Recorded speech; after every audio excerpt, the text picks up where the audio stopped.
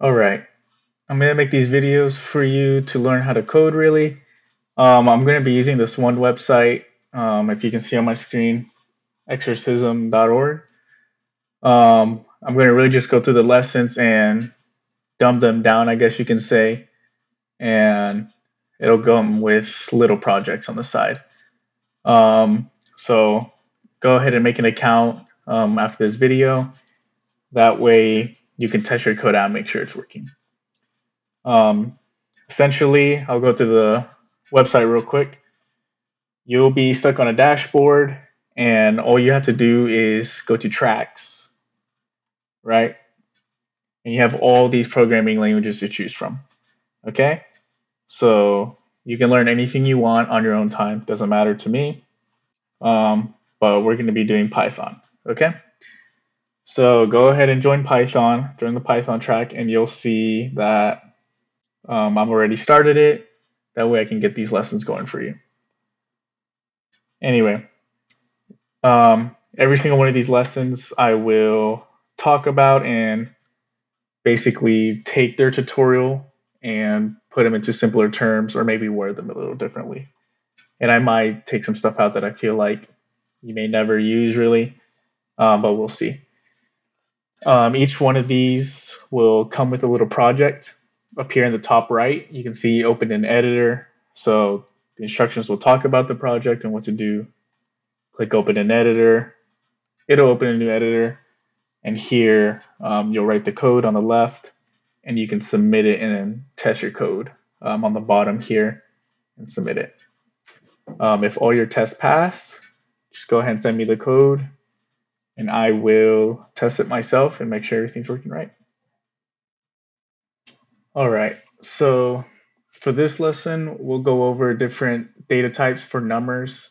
I know you've done this already, but just kind of a quick overview, and this will come with the small project converting money.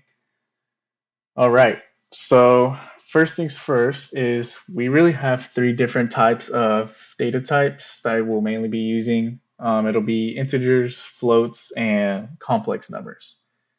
You don't really know what complex numbers are yet, I don't think, so we're not going to get into it. We're really just going to focus on floats and integers, as well as get into arithmetics like division, multiplication, addition, and subtraction. So, just a quick example.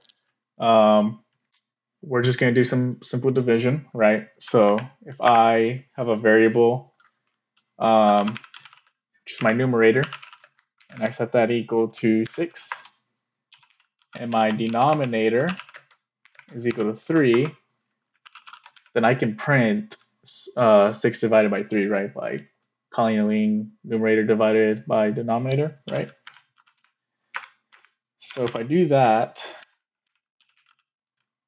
and print it, we'll see that, oops, sorry, there we go. We see that we get an answer of 2.0, right? So it's returning as a float, as we can see. And well, what if for whatever reason I need an integer, right? So one way to do that is simply by casting integer around it by telling it, hey, I want this to be an integer. And all we have to do is write int and wrap it around in parentheses saying, hey, whatever is inside these parentheses, we want to be an integer. And so now if I run it, we can see that we just get 2. And why would you ever use this? Well, it could be a number of things. So say maybe my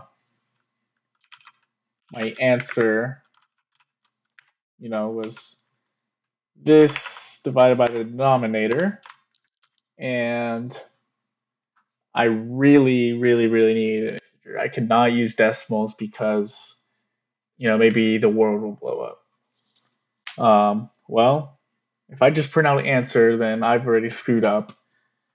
But, sometimes you do need an integer, so maybe count the number of people on an island.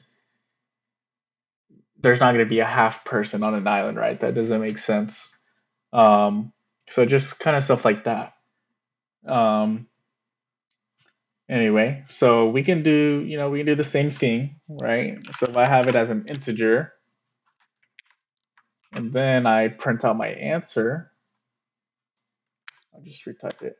And then I print out my answer, I can recast it as a float, right? And then it'll just give me back to what I had originally, right? So first I wrapped this to an integer, so converted it to 2, and then I wrapped my answer into a float. So now it'll go back to 2.0, right? So, well, let me save it. So now if I run it, we can see 2.0, right?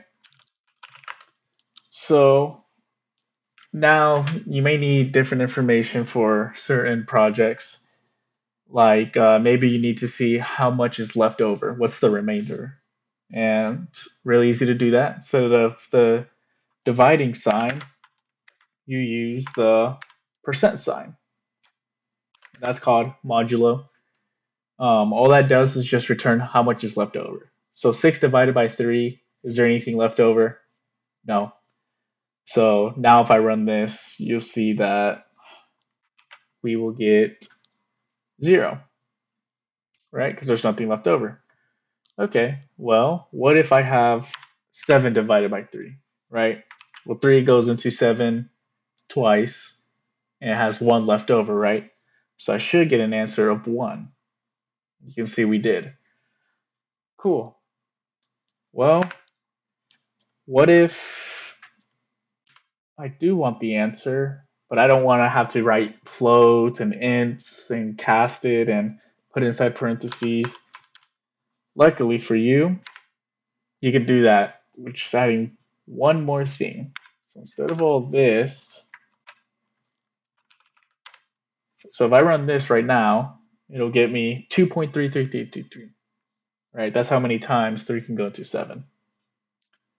If I do a double division sign like that, that will automatically convert this number into a float, or sorry, into an integer. And so to prove it, I will run it.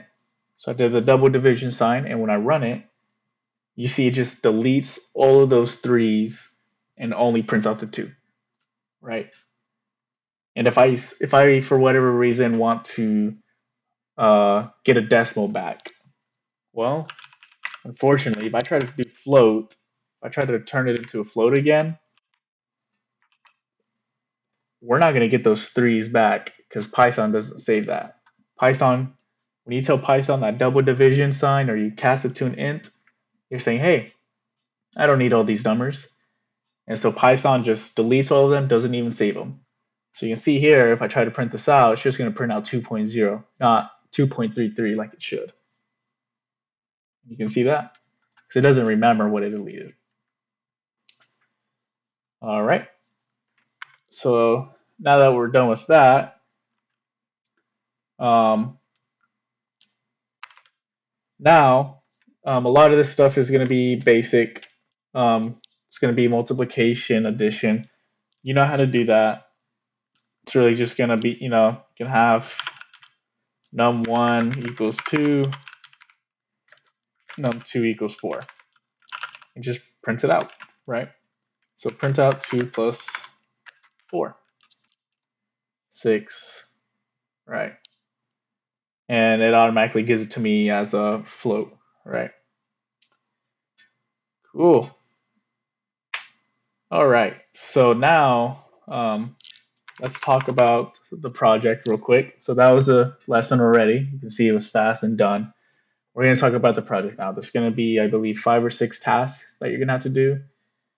And it's not that bad. It's just a bunch of math, a bunch of division and multiplication and addition, stuff that I've talked about. And remainders, you will need to use the modulo function, the percent sign. Anyway, let's get into it now. So here is the project. I'm already going to give you the skeleton code. And again, I'm just pulling this almost directly from this website, Exercism. So So you can go ahead and make an account there and run the code there. You can test it or read through their instructions to see if it helps you a little better. But I went ahead and copied and pasted all the instructions on here for you anyway, right? And I gave you an example too. That way you know if you're doing it right or wrong. Anyway, you have all these functions to implement. It's not hard. Tells you what to do, and it gives you an example to test it. So for example, the exchange money function, um, all you're going to be doing is taking, a certain amount of money that someone has and how much it's worth. So for example, if I have euros, which is Europe's currency, €1 is probably worth $1.20 here in dollar bills in America, right? Well, to do that, it's not hard. So here I'm giving an example, and just pull out a calculator, and you just divide, right? So I don't know if you can see this. So if I do 127.5 and divide by 1.2, I'm not sure if you can see that. But you can see it gives me the answer. So I already told you basically showed you how to do the first one, right? Simple stuff like that. The math should not be too hard. If you're having trouble with it, then ask me for help. You can look it up as well. Um, and then it'll do different stuff here. So get the change of something, and you will need to use those casting it, like changing it to an integer or changing it to a float, stuff like that. All of these are pretty simple. All you're gonna do is write the code. So delete this pass. I'll go ahead and do the first one for you since I already basically did it. And all you're gonna do is you can do this a number of ways. This is a one-liner, as you saw. So you're just gonna return the budget divided by the exchange rate. And that's all you're gonna do. And you can write some, you can test your code out and stuff, obviously. So test case below. And you can call, you call a function name. So exchange money. Well, let's just go ahead and do the example it gave us, right? Because how else are we gonna know if it's right or not? So 127.5 for the first argument and 1.2 for the second argument. And I'll set it equal to a variable. So my variable is going to be equal to exchange money. And now I can print the variable. So now if I do that, oops, sorry, I was printing something else out. But you can see I got 106.25, which is the answer you should get anyway. Great. So that is pretty much it. I'm going to record more of these videos. I'm going to copy the skeleton code and I'll send you a link. It'll also be in the description of the video as well, in case you lose it. This is going to be pretty straightforward, really easy stuff that you've been doing for a while. After that, though, we're going to start picking it up.